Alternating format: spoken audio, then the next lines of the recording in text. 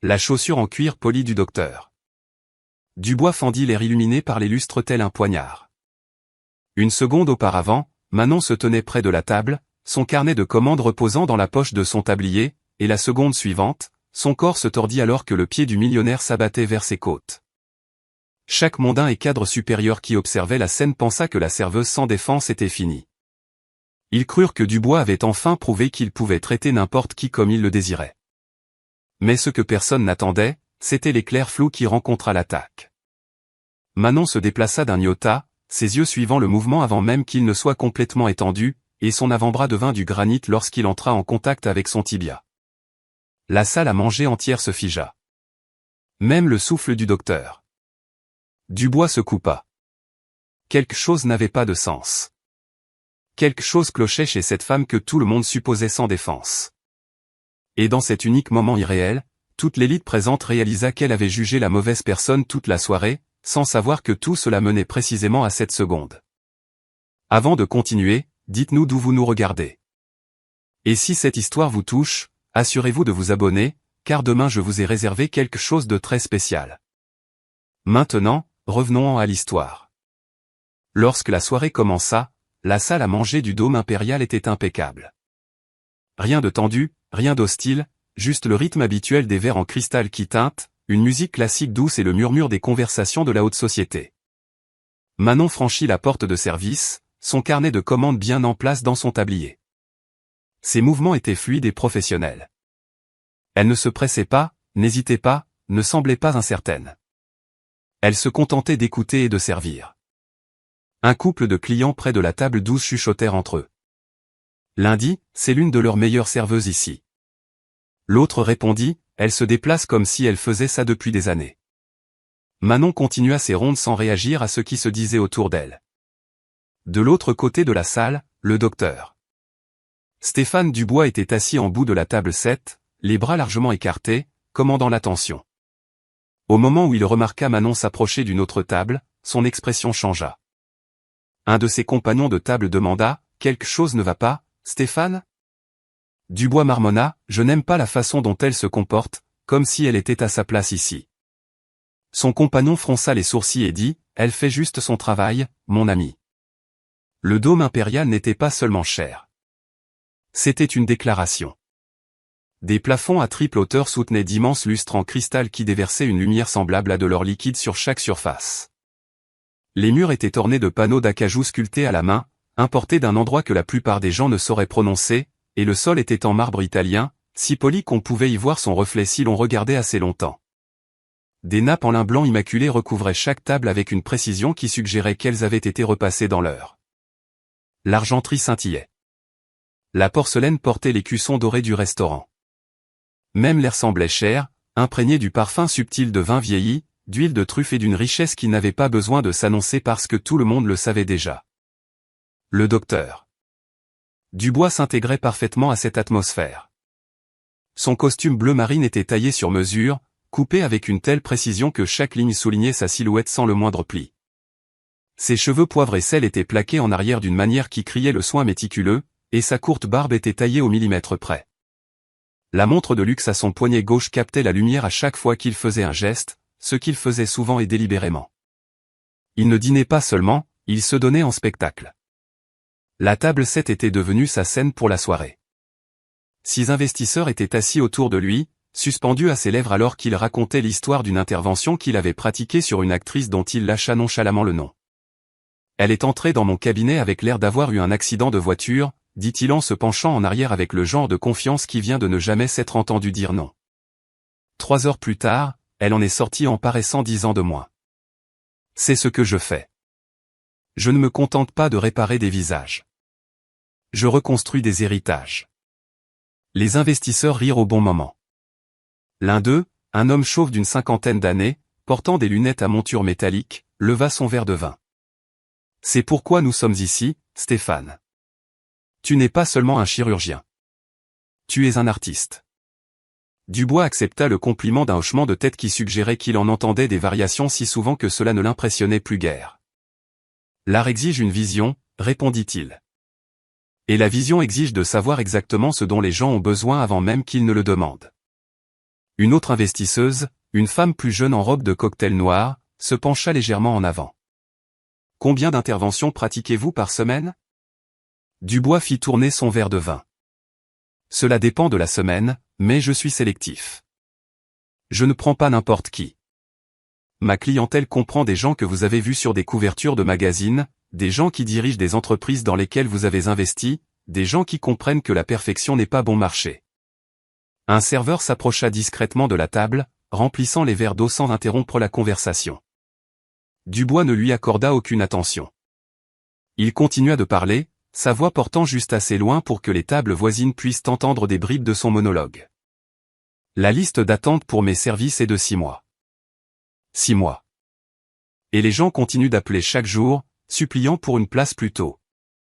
Il fit une pause, laissant cela s'imprégner. C'est la différence entre être bon et être légendaire. Les investisseurs hochèrent la tête, impressionnés, ou du moins feignant le bon niveau d'admiration. Dubois s'en nourrissait. Il fit un geste vers le restaurant autour d'eux. Cet endroit a tout compris. Ils comprennent que certaines personnes méritent un certain niveau de traitement. C'est pourquoi j'amène mes partenaires commerciaux ici. L'atmosphère compte. La présentation compte. L'excellence reconnaît l'excellence. Manon atteignit la section où se trouvait la table du docteur Dubois. Elle se préparait à vérifier leur commande de vin lorsque Dubois éleva délibérément la voix, claquant des doigts. Vous, ici, maintenant. Les mots n'étaient pas une demande. Manon se tourna calmement et s'approcha. Oui, monsieur. Comment puis-je vous aider? Sa voix n'était ni défensive, ni désolée, ni nerveuse. Elle était professionnelle d'une manière qui, d'une certaine façon, irrita Dubois plus que toute autre chose. Il se pencha en arrière dans sa chaise et dit d'une voix forte, « Ce vin est complètement mauvais.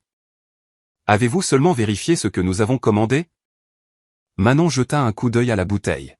« C'est le Bordeaux 2015 que vous avez demandé, monsieur. Souhaitez-vous que je... » Ne me dites pas ce que j'ai commandé, l'interrompit Dubois, sa voix montant. Un autre client à une table voisine murmura, « Allons, Stéphane. Détends-toi. » Dubois l'ignora complètement. Réglez ça, et vite. Manon hocha la tête une fois. Je vais parler au sommelier immédiatement. Elle se tourna pour partir avec la même grâce assurée. Mais Dubois continua de la fixer longtemps après qu'elle se fût éloignée, la mâchoire serrée comme si sa simple réponse composée le dérangeait à un niveau qu'il ne pouvait même pas expliquer. La conversation à la table s'est reprise, mais quelque chose avait changé. L'attention de Dubois était partagée entre ses investisseurs et le service autour de lui. Il faisait des commentaires entre ses histoires, de petites critiques, la température de la pièce, l'espacement entre les plats, la façon dont un autre serveur passait trop lentement. Ses compagnons de table échangèrent des regards mais ne dirent rien. C'était sa soirée, son territoire, et ils étaient là pour l'impressionner, pas l'inverse. Manon se déplaçait dans le couloir de service avec le même rythme mesuré, complètement inconsciente que l'irritation de Dubois ne s'estompait pas. Elle se transformait en quelque chose qui allait exploser plus tard, bien avant que quiconque ait le temps de l'arrêter. 20 minutes passèrent avec cette élégance tranquille qui faisait la réputation du dôme impérial, le genre d'atmosphère raffinée qui fait facilement oublier que quelque chose d'hostile est en train de couver. Manon retourna à la table 7 avec le sommelier, Thierry Leclerc, qui expliqua soigneusement la sélection de vins. Le docteur Dubois le congédia d'un geste dédaigneux et montra Manon du doigt. C'est elle qui s'est trompée en premier lieu. Thierry Leclerc jeta un regard à Manon, puis à Dubois. Monsieur, je vous assure que la commande était. Je n'ai pas besoin d'assurance du personnel, coupa Dubois, sa voix si tranchante que plusieurs tables voisines se turent. Manon gardait les mains jointes, sa posture professionnelle, écoutant sans réaction visible. Dubois se pencha en avant, son visage s'empourprant. Vous, les gens, vous pensez que vous pouvez simplement faire les choses machinalement et collecter les pourboires de vos supérieurs. Un de ses invités se tortilla mal à l'aise. Stéphane, c'est... Dubois ne le laissa pas finir. Il se leva lentement, sa chaise raclant le sol en marbre, et s'approcha de Manon. Savez-vous seulement qui vous servait? Manon le regarda calmement dans les yeux. Je comprends que vous êtes un invité de marque, monsieur. Cette réponse, parfaitement mesurée, complètement imperturbable, fit craquer quelque chose derrière les yeux de Dubois.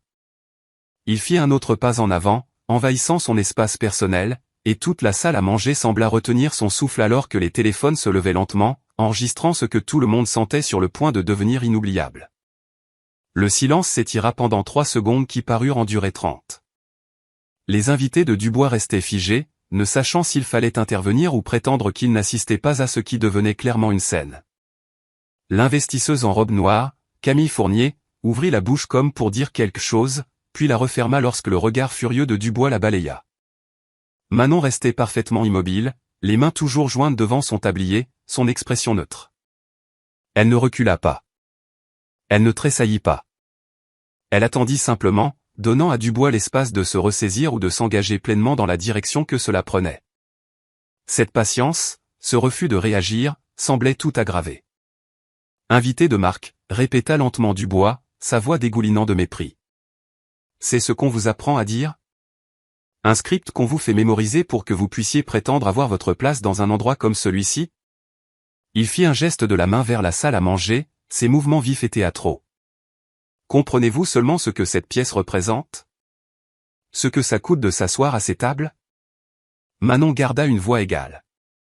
Le dôme impérial est fier de traiter chaque invité avec respect, monsieur. Le respect? Dubois rit. Mais il n'y avait aucun humour dans ce rire.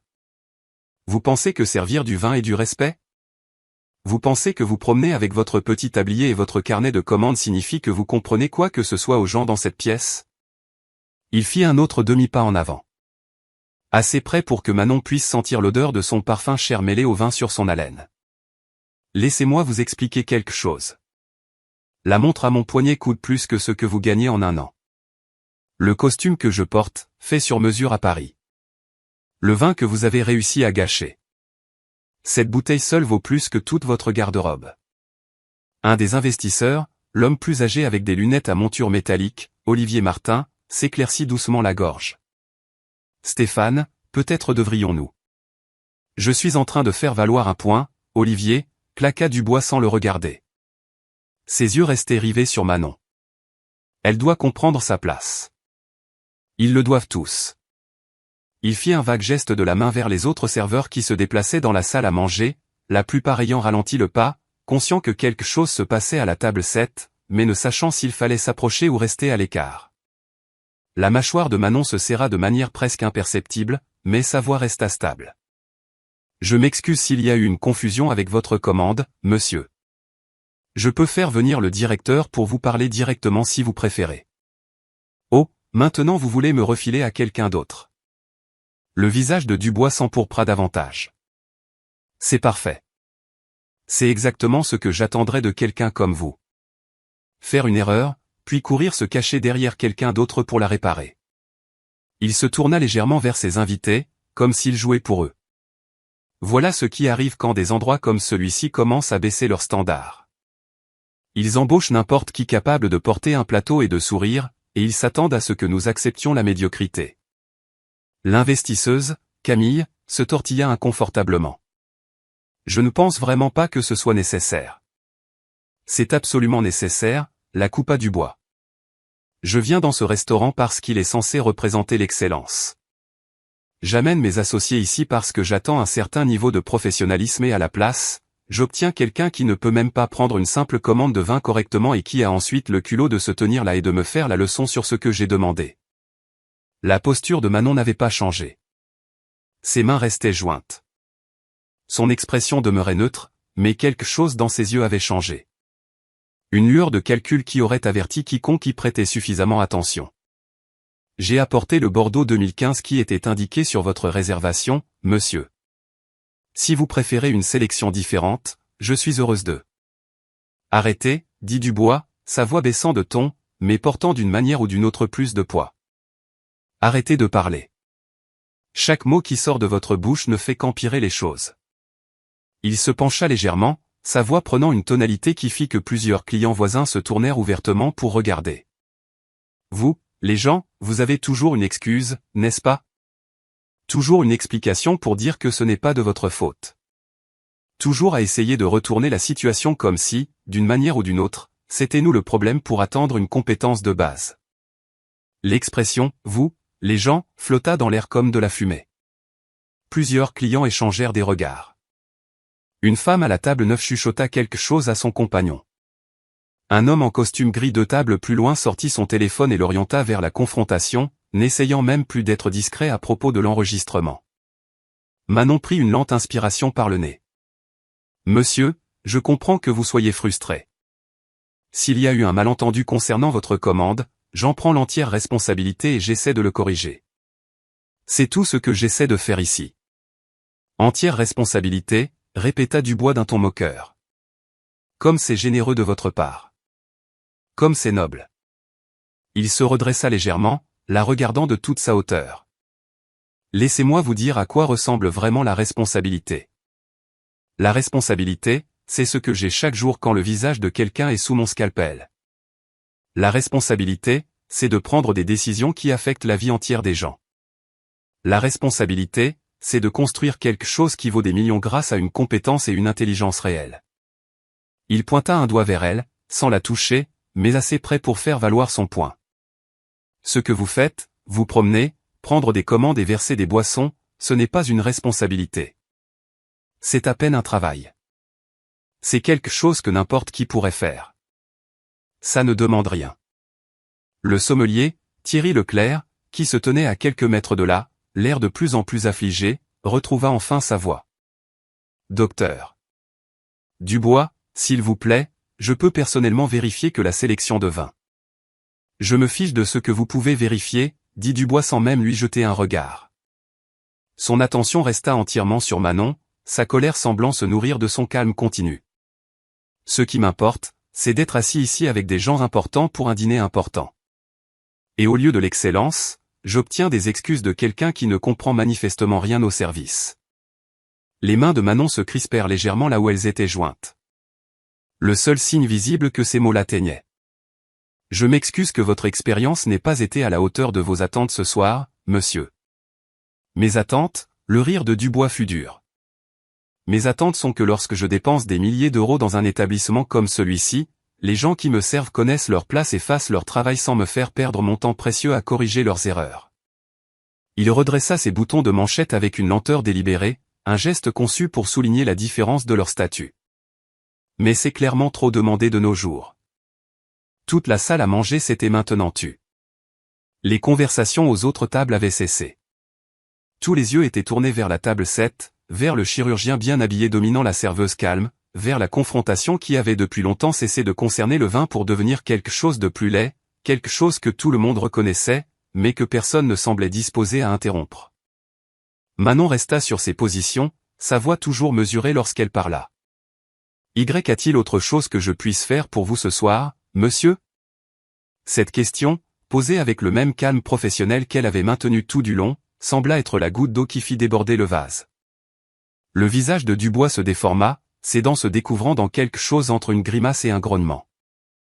M'aider, sa voix s'éleva assez fort pour résonner contre les hauts plafonds.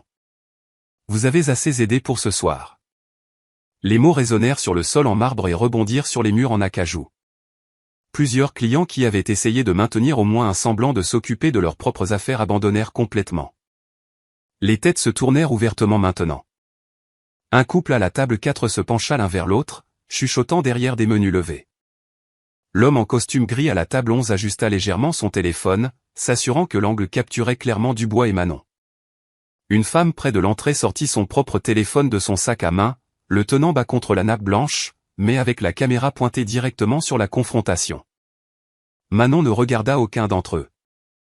Son attention resta sur Dubois, mais quelque chose avait changé dans la façon dont elle se tenait. Sa colonne vertébrale était un peu plus droite.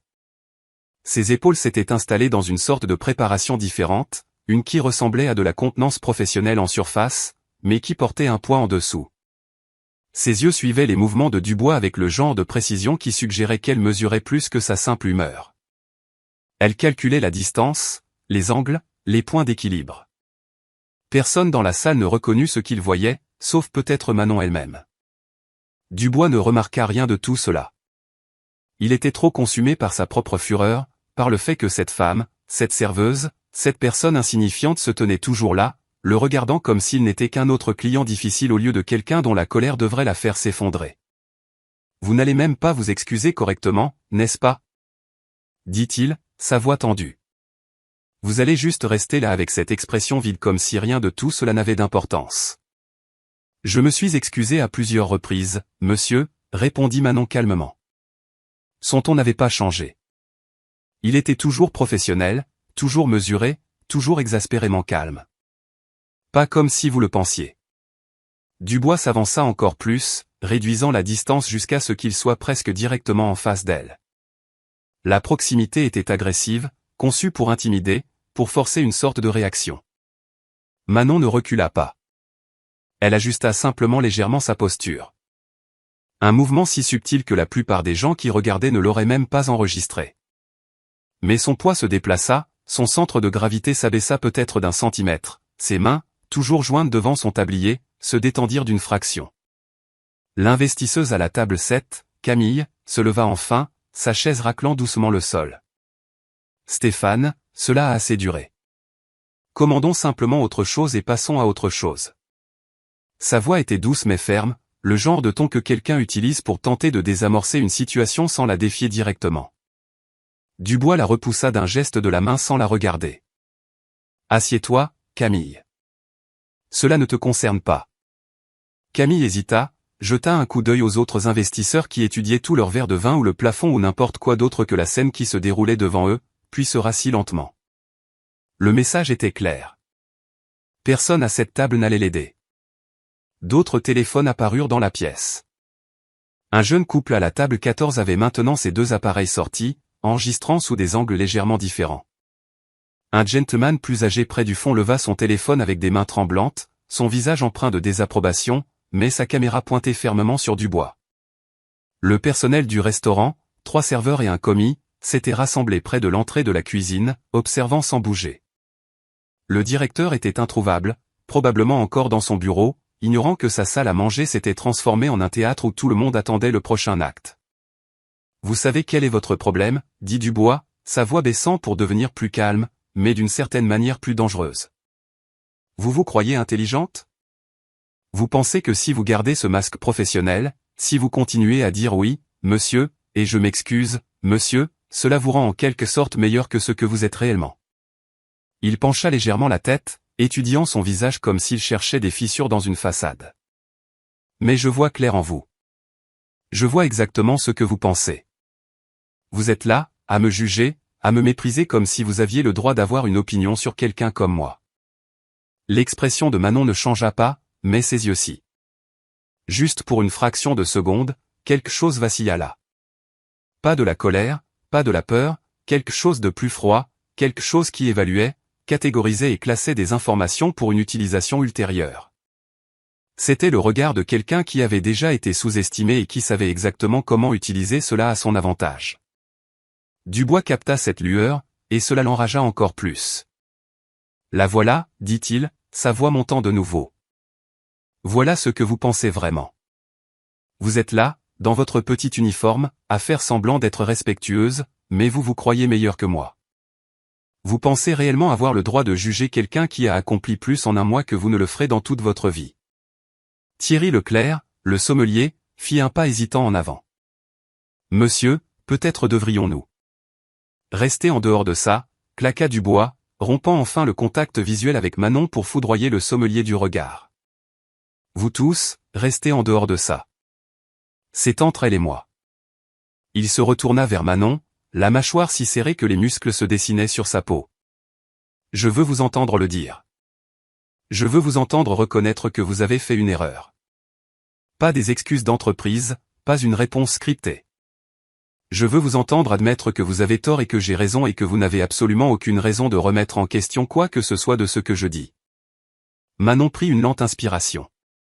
Autour d'eux, la salle à manger était devenue complètement silencieuse. Même la douce musique classique qui jouait en fond semblait s'être arrêtée. Ou peut-être que tout le monde était tellement concentré sur la confrontation qu'il n'entendait rien d'autre. Les lustres en cristal jetaient leur lumière dorée sur la scène, donnant à tout un aspect mis en scène, théâtral, irréel. « Je comprends que vous trouviez le service inadéquat, docteur. Dubois, dit finalement Manon. Je ne peux que vous présenter mes excuses et tenter de corriger la situation à votre satisfaction. C'était la même réponse qu'elle avait donnée, formulée légèrement différemment, mais fondamentalement identique. Professionnelle, mesurée, complètement imperturbable, et c'était précisément la mauvaise chose à dire à quelqu'un dont l'ego était déjà en train de sombrer dans la rage. Les mains de Dubois se crispèrent en poing à ses côtés. Sa respiration s'était accélérée. La rougeur qui avait commencé sur son visage s'était étendue à son cou. « Vous vous moquez de moi, dit-il, sa voix tremblant légèrement. Vous vous tenez là, à vous moquer de moi devant mes collègues, devant tout le monde ici, et vous pensez qu'il n'y aura pas de conséquences. Je ne me moque de personne, monsieur, répondit Manon, sa voix toujours calme, mais avec une légère pointe d'acier maintenant, comme de l'acier enveloppé de soie. J'essaie de résoudre votre plainte. En me faisant passer pour un idiot, la voix de Dubois était montée jusqu'à devenir presque un cri. Plusieurs clients tressaillirent. La femme à la table 9 attrapa le bras de son compagnon. L'homme en costume gris déplaça son téléphone pour capturer un angle plus large. En vous tenant là avec cette attitude, comme si rien de ce que je dis n'avait d'importance, comme si c'était moi qui étais déraisonnable alors que tout ce que je voulais, c'était une compétence et un respect de base. Les yeux de Manon se fixèrent sur les siens, et pour un instant, le masque professionnel glissa suffisamment pour montrer ce qu'il y avait en dessous.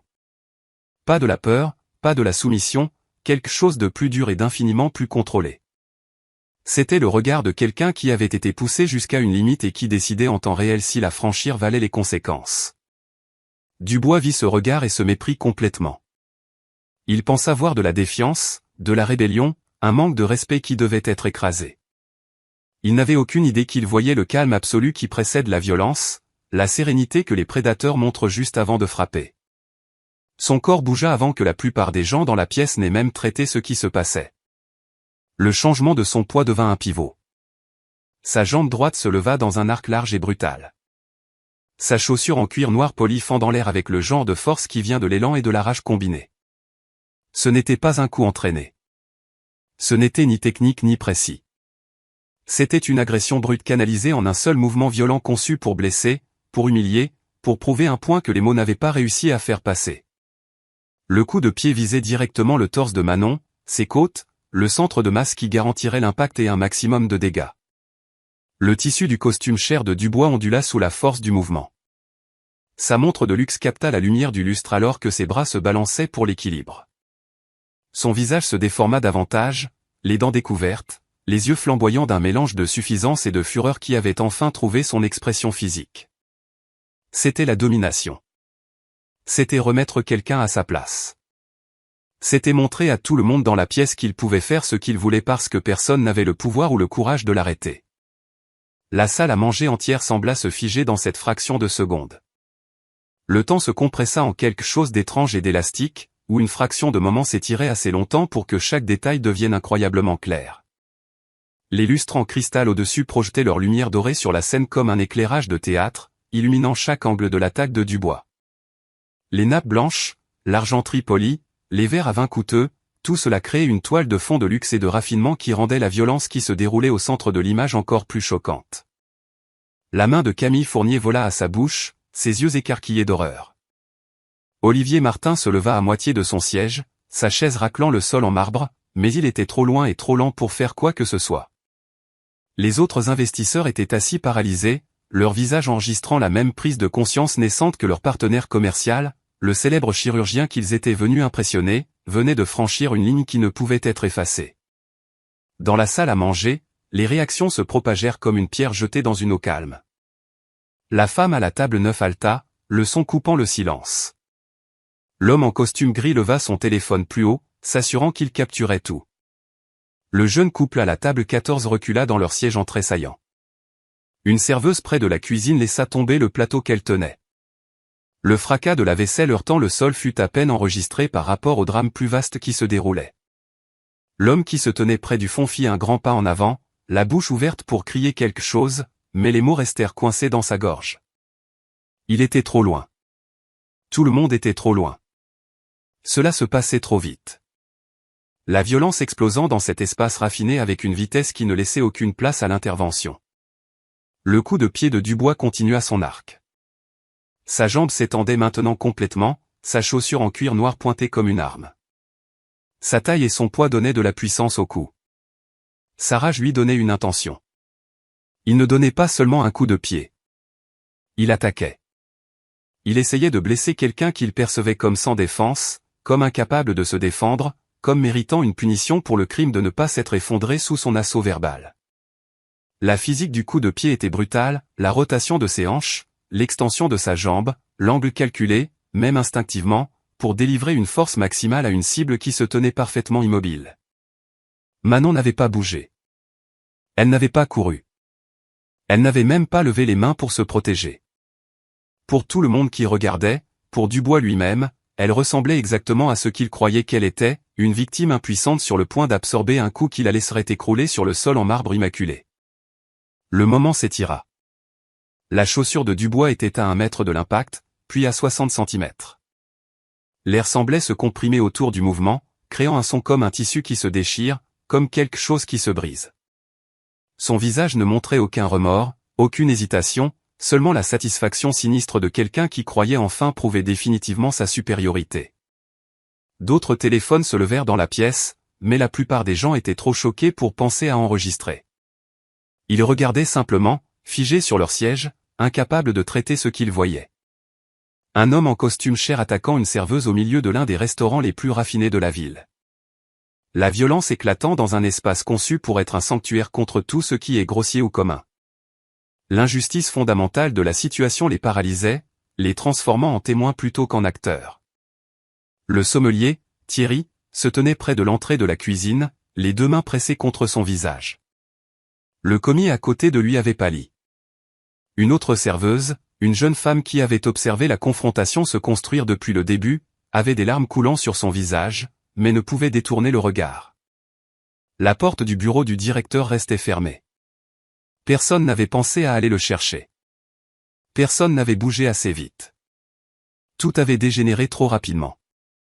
L'expression de Manon n'avait pas changé. Même avec le coup de pied à 30 centimètres, même avec la violence dirigée directement sur son corps, son visage restait calme. Mais ses yeux avaient changé. Ils ne suivaient plus le visage de Dubois. Ils étaient fixés sur sa jambe, suivant la trajectoire avec le genre de concentration qui suggérait le calcul plutôt que la peur. Son poids s'était déjà déplacé avant que le coup de pied ne commence. Son corps se préparant à quelque chose que tout le monde supposait impossible. La chaussure de Dubois était à 15 centimètres de l'impact.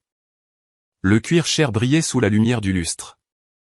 La force derrière était suffisante pour briser des côtes, pour chasser l'air des poumons et pour envoyer quelqu'un s'écraser en arrière sur les tables et les chaises. C'était le genre de coup qui pouvait blesser gravement, et Dubois l'avait lancé avec la pleine intention de causer exactement ce genre de dommages. 10 centimètres. La salle retint son souffle.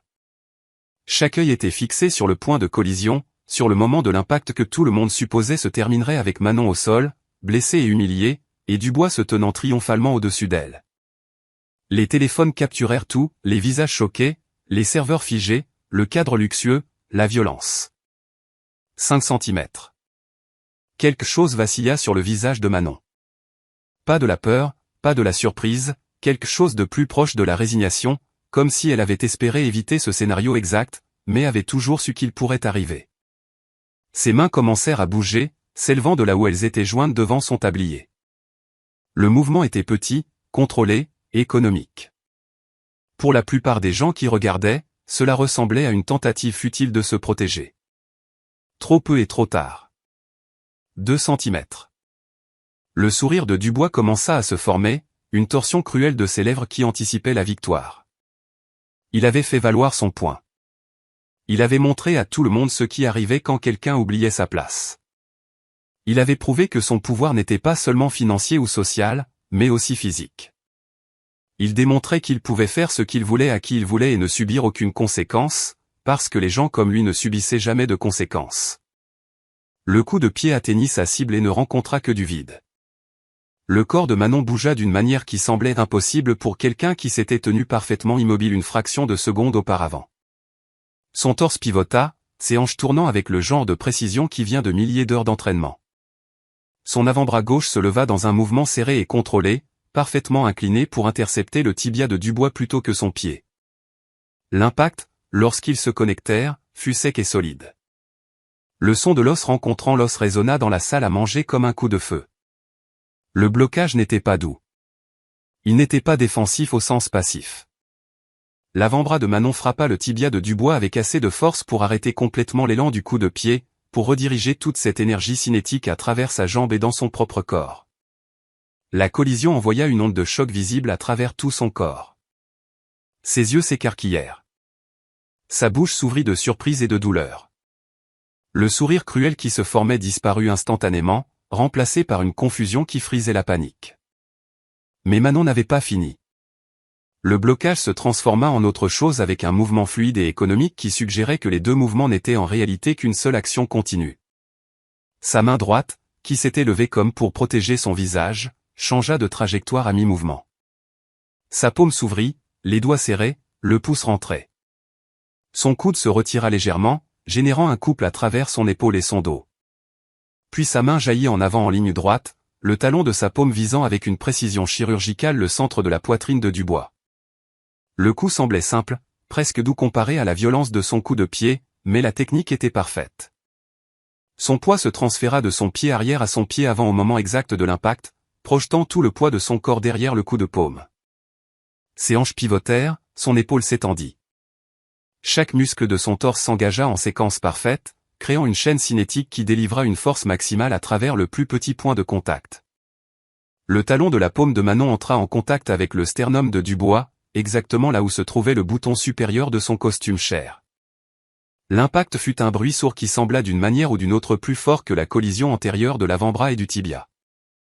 L'élan vers l'avant de Dubois s'arrêta instantanément. Son corps se figea pendant une fraction de seconde, suspendu dans ce moment entre le mouvement et la chute, entre l'attaque et la défaite. Puis la physique prit le dessus. Le haut du corps de Dubois bascula en arrière. Ses bras s'envolèrent sur les côtés, agrippant le vide.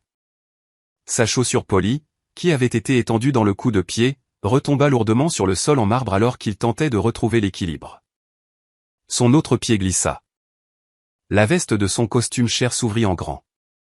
La montre de luxe à son poignet capta une dernière fois la lumière du lustre alors que ses bras moulinèrent inutilement. Son visage passa par une série d'émotions trop rapides pour être cataloguées. Choc, douleur, incrédulité, peur. La réalisation qu'il s'était trompé de manière catastrophique, que la victime sans défense qu'il avait attaquée était tout autre chose, quelque chose de dangereux, quelque chose qu'il n'aurait jamais dû toucher. Dubois recula de 3 pas en titubant, ses jambes s'en mêlant, son souffle sortant en halètement saccadé. Il heurta la table 7, sa hanche attrapant le bord. La table vacilla, les verres à vin basculèrent. L'un tomba, le vin rouge se répandant sur le lin blanc comme du sang. Camille Fournier sauta de son siège, se pressant contre le mur. La bouche d'Olivier Martin était grande ouverte, ses lunettes à monture métallique glissant sur son nez. Dubois tenta de se rattraper à la table, mais ses mains ne trouvèrent aucune prise. Ses jambes cédèrent complètement. Il tomba lourdement, ses genoux heurtant le sol en marbre en premier avec un craquement qui fit grimacer plusieurs clients, puis ses paumes. Puis finalement, tout son poids s'effondra en avant, et il se retrouva à 4 pattes sous la table, haletant, ses cheveux parfaitement coiffés tombant sur son front, son visage de la couleur de la viande crue. La séquence entière, du moment où son coup de pied atteignit Manon au moment où il toucha le sol, avait duré peut-être 3 secondes. 3 secondes pour que toute la dynamique de la pièce change. 3 secondes pour que chaque supposition soit prouvée fausse. 3 secondes pour que le puissant devienne impuissant et que le sans défense révèle qu'il était tout sauf cela. Manon se tenait exactement là où elle se tenait lorsque la confrontation avait commencé. Sa posture était revenue à la neutralité. Ses mains redescendirent lentement à une position détendue à ses côtés. Sa respiration restait contrôlée et régulière. Les seuls signes visibles que quelque chose s'était passé étaient une légère rougeur sur son avant-bras là où elle avait bloqué le coup de pied et une seule mèche de cheveux qui s'était échappée de son chignon parfait. Son visage ne montrait aucun triomphe, aucune satisfaction, aucune émotion quelle qu'elle soit, sauf peut-être une trace de résignation, comme quelqu'un qui avait été forcé de révéler un secret qu'il aurait préféré garder caché. Elle regarda Dubois, qui luttait pour respirer au sol, et son expression resta professionnelle, concernée, même, comme s'il était simplement un client qui avait trop bu et avait fait une chute. La salle à manger existait dans un état d'animation complètement suspendu. Personne ne bougeait. Personne ne parlait. Personne ne semblait même respirer. Les lustres en cristal projetaient leur lumière dorée sur une scène qui s'était transformée d'un dîner élégant en quelque chose qu'aucun d'eux ne pouvait tout à fait traiter. Leur cerveau luttait pour réconcilier ce qu'ils venaient de voir avec tout ce qu'ils pensaient savoir du monde. L'homme en costume gris tenait toujours son téléphone levé, enregistrant, mais sa main était devenue flasque. Le jeune couple à la table 14 était assis, figé, la bouche ouverte. La femme à la table 9 avait les deux mains pressées contre sa poitrine. La serveuse près de la cuisine avait cessé de pleurer, son visage vide de choc. Le sommelier avait reculé jusqu'à être pressé contre le mur, fixant Manon comme s'il la voyait pour la première fois. Camille Fournier regardait de Dubois à Manon et vice-versa, son visage passant par la confusion, l'horreur, et quelque chose qui aurait pu être du respect. Olivier Martin avait finalement enlevé ses lunettes, les nettoyant avec des mains tremblantes, comme si cela pouvait l'aider à comprendre ce qu'il venait de voir. Les autres investisseurs étaient assis, complètement immobiles, aucun d'eux ne faisant le moindre mouvement pour aider leur partenaire commercial, qui était toujours à quatre pattes, sifflant. Manon fit un petit pas en arrière, créant de la distance, ses mains visibles et ouvertes à ses côtés. Sa voix, lorsqu'elle parla, était calme mais porta clairement à travers la pièce silencieuse. Je me suis défendu. Les mots restèrent suspendus dans l'air comme un verdict. Simple, factuel, indéniable. Dubois avait attaqué. Elle avait répondu. Tout ce qui se passerait ensuite découlerait de cette vérité fondamentale, capturée sur une douzaine de téléphones sous une douzaine d'angles, observée par des dizaines de personnes qui ne pourraient jamais prétendre ne pas avoir vu exactement ce qui s'était passé.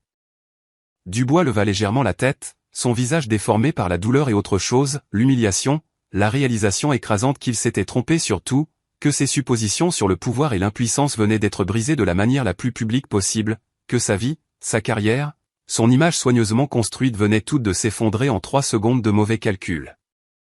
Dubois essaya de se relever. Ses bras tremblaient sous l'effort.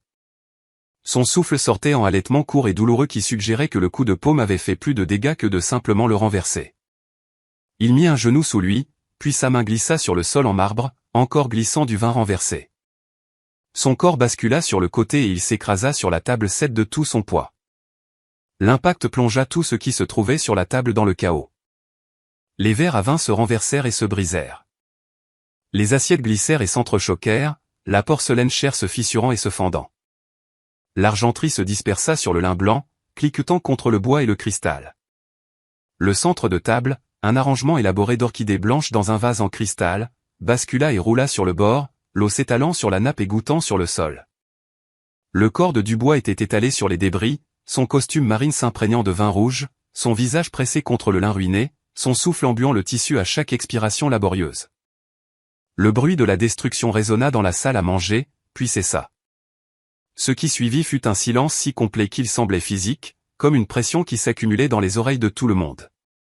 Personne ne toussa, personne ne bougea sur son siège. Personne ne chuchota. La musique de fond s'était arrêtée à un moment donné. Ou peut-être qu'elle jouait encore et que personne ne pouvait l'entendre par-dessus l'absence de son assourdissante qui remplissait l'espace où se trouvait autrefois la conversation, le dîner et la normalité. Manon restait immobile, les mains toujours à ses côtés, observant sans s'approcher. Son expression restait neutre, professionnelle, comme si elle attendait simplement des instructions sur la façon de procéder dans une situation qui avait largement dépassé les protocoles de service standards. La mèche de cheveux qui s'était échappée de son chignon bougea légèrement dans le courant de la climatisation. C'était la seule chose qui bougeait dans toute la pièce. Puis lentement, les téléphones se levèrent. Plus discrètement, plus cachés contre les nappes ou orientés subtilement depuis les sacs à main. Ouvertement, délibérément, tenus haut pour capturer la scène dans son intégralité. L'homme en costume gris se leva pour un meilleur angle, son téléphone tenu à bout de bras, enregistrant la forme étalée de Dubois sur la table en ruine. Le jeune couple à la table 14 avait tous les deux leurs appareils sortis, filmant depuis des positions différentes. La femme à la table 9 tenait son téléphone verticalement, s'assurant de capturer toute la hauteur des lustres jusqu'au sol en marbre où le vin et l'eau s'étalaient en une flaque sombre. D'autres téléphones apparurent. Un homme d'affaires près du fond. 2 femmes à la table 6. Un couple plus âgé qui était resté assis tranquillement pendant toute la confrontation avait soudainement des appareils identiques sortis, enregistrant en tandem. Même certains des invités de Dubois avaient sorti leur téléphone. Camille Fournier tenait le sien bas, presque en s'excusant, mais la caméra était pointée directement sur les débris. Un investisseur plus jeune à l'extrémité de la table filmait ouvertement, son visage figé dans une expression entre l'horreur et la fascination. Les serveurs près de l'entrée de la cuisine avaient tous leurs téléphones sortis maintenant. La jeune femme qui avait pleuré enregistrait avec des mains fermes, ses larmes encore humides sur son visage, mais sa prise sur l'appareil était solide et déterminée. Le commis à côté d'elle tenait son téléphone haut, s'assurant de tout capturer. Même le sommelier, Thierry, pressé contre le mur, avait son appareil sorti, documentant la scène avec le cadrage soigné de quelqu'un qui comprenait qu'il assistait à quelque chose d'historique. Personne n'essaya d'aider Dubois. Personne ne bougea pour vérifier s'il était blessé. Personne ne cria pour lui demander s'il allait bien. Ils enregistraient, capturaient, documentaient. Les téléphones créaient un cercle de témoins, un cercle de jugement, transformant la salle à manger en un tribunal où le verdict était rendu en temps réel à travers des dizaines d'objectifs de caméra. Dubois bougea légèrement, un faible gémissement s'échappant de sa gorge. Sa main bougea, ses doigts s'agrippant à la nappe trempée, essayant de trouver une prise. Il réussit à tourner la tête sur le côté, son visage visible maintenant, son expression un mélange de douleur et de compréhension naissante. Ses yeux, d'abord flous, commencèrent à parcourir la pièce. Ils se posèrent sur le premier téléphone, puis le deuxième, puis balayèrent toute la salle à manger et enregistrèrent l'ampleur de ce qui se passait. Chaque téléphone, chaque angle, chaque témoin, tout était pointé sur lui. Tout capturait sa défaite, son humiliation, son échec complet et total. La réalité de la situation s'installa sur ses traits comme un poids physique. Sa bouche s'ouvrit et se ferma. Ses yeux s'écarquillèrent. La rougeur qui avait coloré son visage pendant sa rage s'estompa, le laissant pâle et moite. Il essaya de parler, mais ne réussit qu'à produire un son faible qui aurait pu être un mot juste de l'air qui s'échappait. Sa main se tendit vers ses compagnons de table, un geste qui aurait pu être une demande d'aide, une tentative de bloquer les caméras ou simplement une façon de s'agripper à quelque chose de familier. Aucun d'eux ne bougea. Ils restèrent assis là, leur téléphone sorti, enregistrant la destruction de leur partenaire commercial avec la même observation passive qu'ils avaient montrée pendant son attaque. Olivier Martin ajusta ses lunettes et continua de filmer. La main de Camille Fournier resta stable sur son appareil. Les autres investisseurs maintinrent leur position, leurs caméras pointées sans faillir sur la scène. Quelle que soit la relation professionnelle qu'ils avaient eue avec Dubois, quelle que soit l'affaire qu'ils étaient venus discuter, c'était terminé. Ils n'étaient plus ses collègues. Ils étaient les témoins de sa chute, et ils s'assuraient que tout le monde saurait qu'ils avaient été du bon côté quand cela comptait. L'élégance de la salle à manger s'était transformée en toute autre chose. Les lustres en cristal projetaient toujours leur lumière dorée, mais maintenant ils illuminaient une scène de crime. Les nappes en lin blanc, les sols en marbre poli, le vin cher qui s'étalait maintenant en taches sombres, tout cela devenait des preuves. L'opulence qui avait fait du dôme impérial un symbole de raffinement servait maintenant de toile de fond à une démonstration très publique de la rapidité avec laquelle le pouvoir pouvait être retiré. Un téléphone près de l'entrée captura l'expression calme de Manon. Un autre enregistra la forme étalée de Dubois. Un troisième fit un panoramique lent de toute la pièce, documentant chaque visage choqué, chaque appareil levé, chaque détail de la scène. Les images seraient redondantes, se chevauchant, montrant le même moment sous des dizaines de perspectives. Mais c'était le but. Il n'y aurait aucune ambiguïté, aucune place pour des récits alternatifs, aucune façon pour quiconque de prétendre que les choses s'étaient passées différemment. Dubois réussit finalement à se redresser légèrement, mettant un coude sous lui. Son costume cher était ruiné, trempé de vin et d'eau, le tissu collant à son corps en plaques sombres. Ses cheveux parfaitement coiffés lui tombaient sur le visage, sa barbe, si méticuleusement taillée, semblait maintenant débraillée et pathétique. La montre à son poignet, toujours scintillante, semblait se moquer de lui. Un symbole de richesse et de statut qui ne signifiait plus rien maintenant, qui ne pouvait pas le protéger. Ce n'avait jamais été le vrai pouvoir. Ses yeux retrouvèrent Manon. Elle se tenait exactement là où elle avait été. Toujours calme, toujours professionnelle, toujours complètement en contrôle. Le contraste entre eux était absolu et indéniable. Il était au sol, brisé et vaincu. Elle était debout, composée et intacte. Les téléphones capturèrent ce contraste sous tous les angles, créant un enregistrement visuel qui raconterait l'histoire plus clairement que n'importe quel mot. La bouche de Dubois travailla silencieusement. Son visage passa par une série d'émotions, confusion, déni, colère tentant de refaire surface, mais ne trouvant aucun carburant, et finalement, lentement, le poids écrasant de la compréhension. Il avait perdu. Pas seulement le combat, tout. Sa réputation, sa carrière, son image soigneusement construite de quelqu'un de puissant et d'intouchable. Tout cela avait disparu, enregistré sous une douzaine d'angles, prêt à être partagé avec le monde. Le silence persista, les téléphones continuèrent d'enregistrer, et Manon attendit simplement, professionnelle et patiente, ce qui allait suivre. La porte du bureau du directeur s'ouvrit enfin. Philippe Moreau apparut dans l'embrasure, son expression suggérant qu'il avait entendu du bruit mais n'avait pas compris l'ampleur de ce qui s'était produit. Il avait la cinquantaine, impeccablement vêtu d'un costume sombre, ses cheveux grisonnants précisément peignés. Il fit 3 pas dans la salle à manger avant de prendre conscience de la scène. Sa démarche vacilla. Ses yeux passèrent des téléphones à Dubois, étalés sur la table en ruine, à Manon debout calmement à proximité, au silence absolu qui remplissait son restaurant habituellement animé. Que s'est-il passé ici? Sa voix sortit incertaine, comme s'il n'était pas sûr de vouloir la réponse. Manon se tourna vers lui, sa posture se redressant légèrement. M. Moreau, sa voix porta clairement à travers la pièce silencieuse. Le docteur. Dubois s'est énervé à propos de son service de vin. La situation a dégénéré. Il m'a agressé. Je me suis défendu. Les mots étaient simples, factuels, livrés sans émotion ni embellissement. Juste la séquence des événements réduite à leurs composantes essentielles. Dans la pièce, les téléphones capturèrent sa déclaration, enregistrant non seulement les mots, mais aussi la manière calme et professionnelle avec laquelle elle les a prononcés.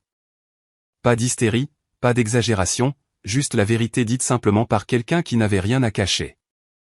Le visage de Philippe Moreau pâlit. Ses yeux se tournèrent vers Dubois, qui avait réussi à se mettre en position assise contre le pied de la table. Sa respiration toujours laborieuse, son costume ruiné, son visage un masque de douleur et d'humiliation. Docteur. Dubois. Est-ce vrai? Dubois ouvrit la bouche, mais aucun mot ne sortit. Sa main bougea vaguement, un geste qui aurait pu être un déni, une explication ou simplement de la confusion. Ses yeux parcoururent la pièce, se posant sur téléphone après téléphone, tous pointés sur lui, tous enregistrant son moment de jugement. Le poids de tout cela sembla écraser toute réponse qu'il essayait de formuler. Camille Fournier s'avança légèrement, sa voix calme mais claire. Il lui a donné un coup de pied. Nous l'avons tous vu. Il l'a attaqué en premier. Elle jeta un coup d'œil aux autres investisseurs, dont aucun ne la contredit. Olivier Martin hocha lentement la tête, le visage sombre. L'investisseur plus jeune au bout de la table ajouta, il a été verbalement abusif pendant plusieurs minutes avant l'agression physique. La main du directeur se porta à son front. Oh, mon Dieu! Il sortit son téléphone de sa poche avec des doigts tremblants. J'appelle la police. Personne ne part. Tout le monde reste exactement où il est. Il regarda Manon, l'inquiétude remplaçant le choc.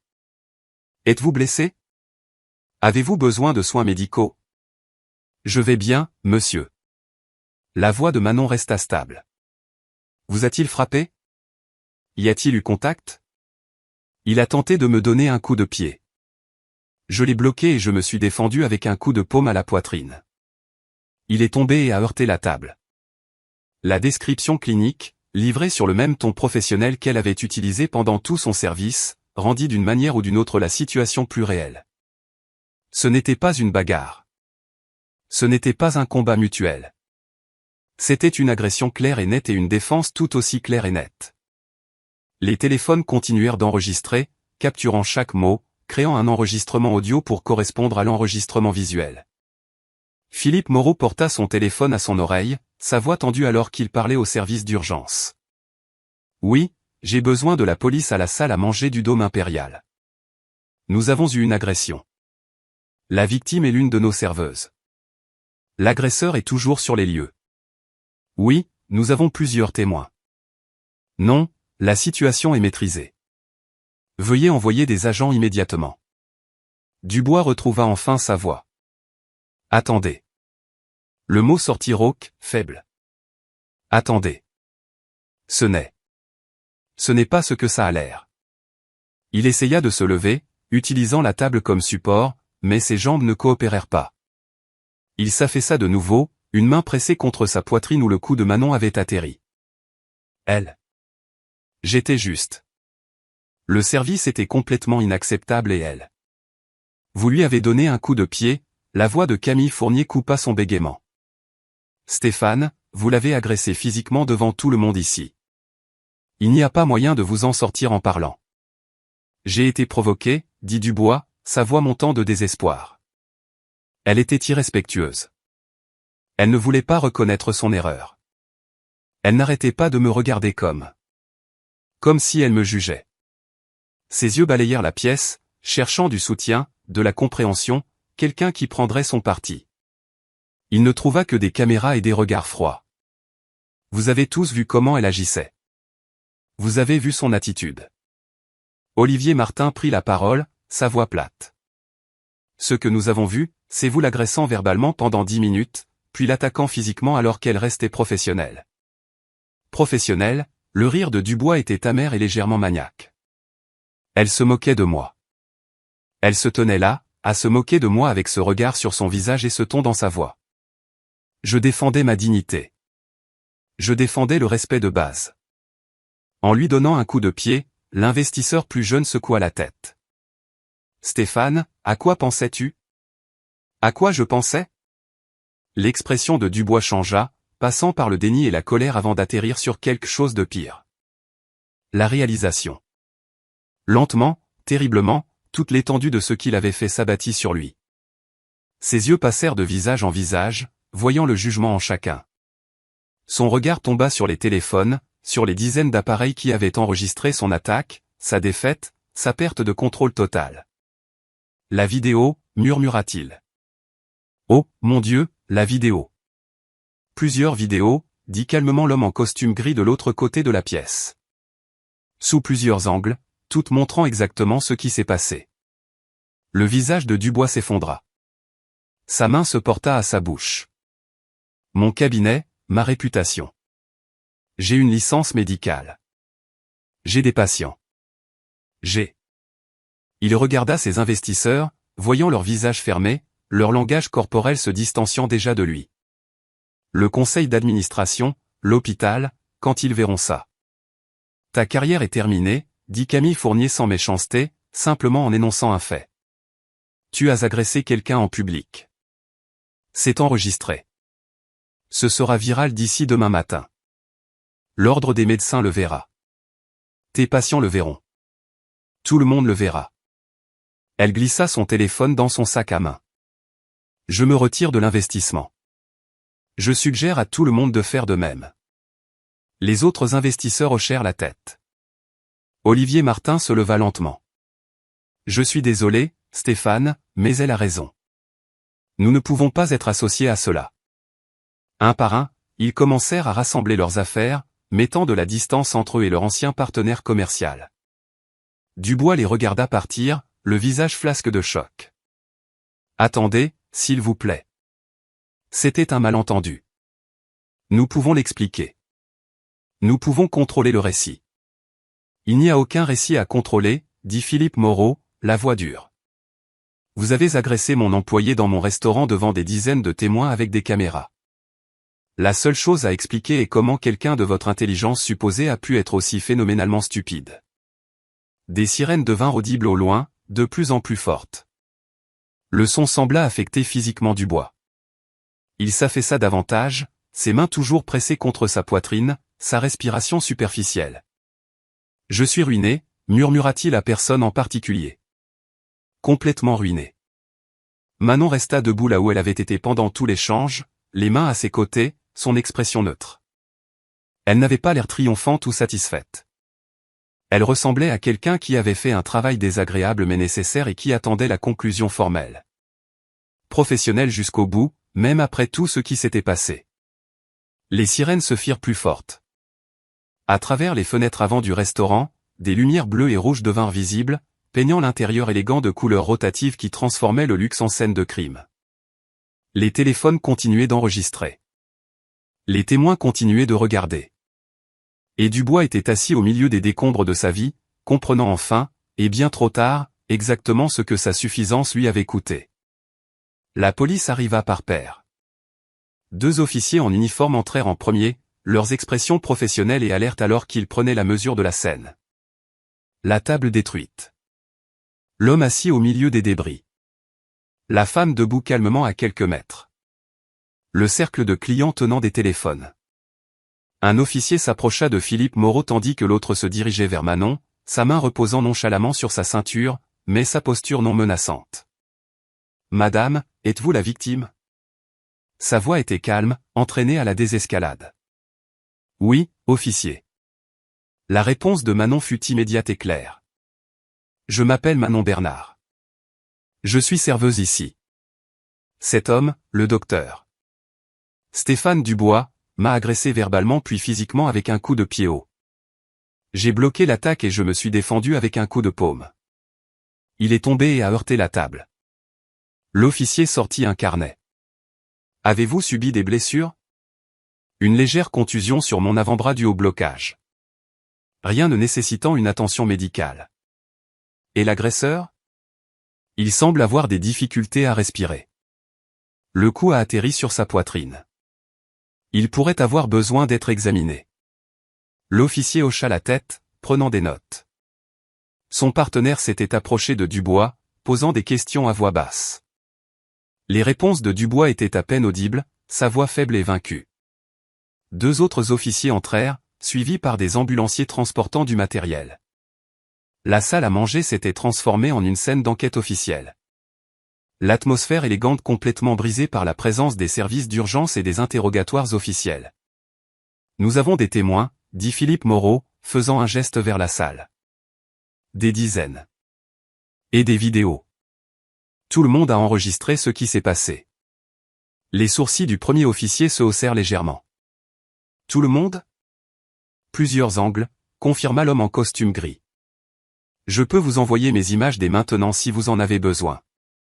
Dans la salle, d'autres clients hochèrent la tête, levant leur téléphone.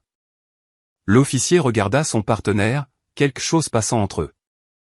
Une reconnaissance que cela n'allait pas être une situation compliquée de parole contre parole. Ce serait l'une des agressions les plus minutieusement documentées qu'ils aient jamais eu à enquêter. Nous aurons besoin de dépositions de tous les témoins et oui, nous aurons besoin de copies de toutes les séquences vidéo. Il se retourna vers Manon. Madame, pouvez-vous me raconter exactement ce qui s'est passé depuis le début ? Manon raconta la soirée de la même manière claire et factuelle qu'elle avait utilisée avec Philippe Moreau, la plainte concernant le vin, l'abus verbal croissant, les commentaires racistes et classistes, l'agression physique, sa réponse défensive. Les officiers prirent des notes détaillées, posant occasionnellement des questions de clarification, leurs expressions devenant progressivement plus sombres à mesure que l'image complète émergeait. Les ambulanciers examinèrent Dubois, prenant ses signes vitaux, posant des questions sur les niveaux de douleur. L'un d'eux regarda les officiers. Possible fracture du sternum. Pas de menace vitale immédiate, mais il doit être transporté pour des radiographies et une observation. Ils le chargèrent sur une civière malgré ses faibles protestations. Alors qu'il le faisait passer devant Manon vers la sortie, Dubois tourna la tête pour la regarder une dernière fois. Son expression était vide, vaincue, le visage de quelqu'un qui comprenait exactement à quel point son monde s'était effondré. Manon croisa son regard avec le même calme professionnel qu'elle avait maintenu tout au long de l'épreuve. Elle ne jubilait pas, ne parlait pas, elle regardait simplement alors qu'il était emmené hors de la salle à manger, hors de sa position de pouvoir, vers un avenir qui serait entièrement défini par cette seule décision catastrophique. L'enquête se poursuivit pendant une autre heure. Dépositions prises, séquences vidéo collectées et cataloguées, coordonnées enregistrées. Les officiers se concertèrent à voix basse, examinant les preuves, mais leurs conclusions semblaient courues d'avance. L'un d'eux s'approcha de Manon alors que la soirée touchait enfin à sa fin. Mademoiselle Bernard, sur la base des dépositions des témoins et des preuves vidéo, il est clair que vous avez agi en état de légitime défense. Vous êtes libre de partir. Nous allons porter des accusations d'agression contre le docteur Dubois. Vous devrez probablement fournir un témoignage supplémentaire, mais pour ce soir, vous avez terminé. Manon hocha la tête. Merci, officier. Philippe Moreau s'approcha alors que la police terminait son travail. Manon, prenez le reste de la semaine de congé. Payez. Vous ne devriez pas avoir à gérer tout ça. Je suis tellement désolé que cela soit arrivé dans mon restaurant. Il fit une pause, son expression peinée. J'aurais dû intervenir plus tôt. J'aurais dû être ici. Vous ne pouviez pas savoir que ça dégénérerait comme ça, dit Manon calmement. Personne n'aurait pu. Au moment où le restaurant se vida enfin, il était plus de minuit. La salle à manger ressemblait à une zone de guerre. Une table détruite, des taches de vin sur le marbre, de la porcelaine brisée éparpillée sur le lin blanc. L'espace élégant nécessiterait des heures de nettoyage avant de pouvoir accueillir un autre service de dîner, mais les dommages physiques n'étaient rien comparés à la tempête numérique qui commençait déjà. Les vidéos avaient commencé à être mises en ligne avant même que Manon ne quitte le bâtiment. L'homme en costume gris publia sa séquence sur Twitter avec une simple légende, un chirurgien célèbre attaque une serveuse dans un restaurant de luxe.